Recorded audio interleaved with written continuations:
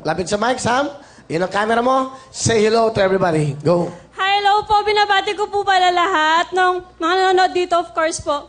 Sa team ko po, sa office, Team Dina, hi, Tail Dina, BB Frank, basta lahat kayo dyan. Yung mga schoolmate ko sa Teresa, hello po. Hindi ko man kayo mabanggit lahat.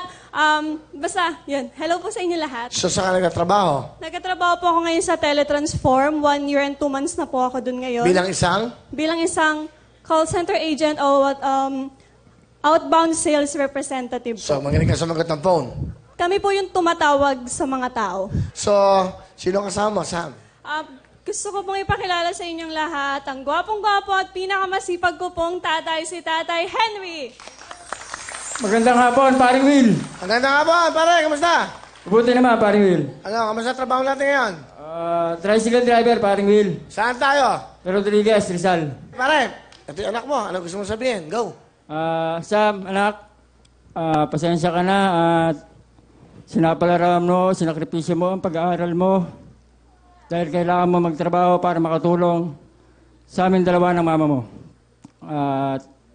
Proud ako siya, anak. At hindi ka nagmana sa akin, nagmana ka sa kagandaan ng mama mo. Yun lang, paring Will. Mahal na mahal kita, Sam.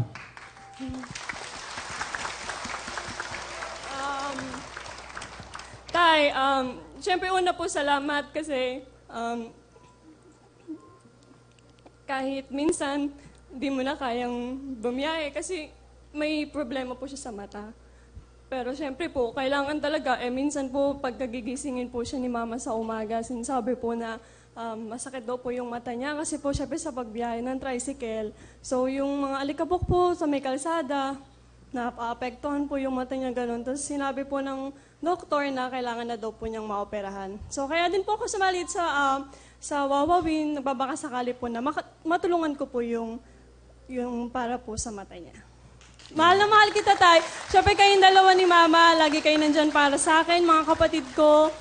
Salamat po. Alright. Okay na ho kayo, Tay. Maraming salamat, anak.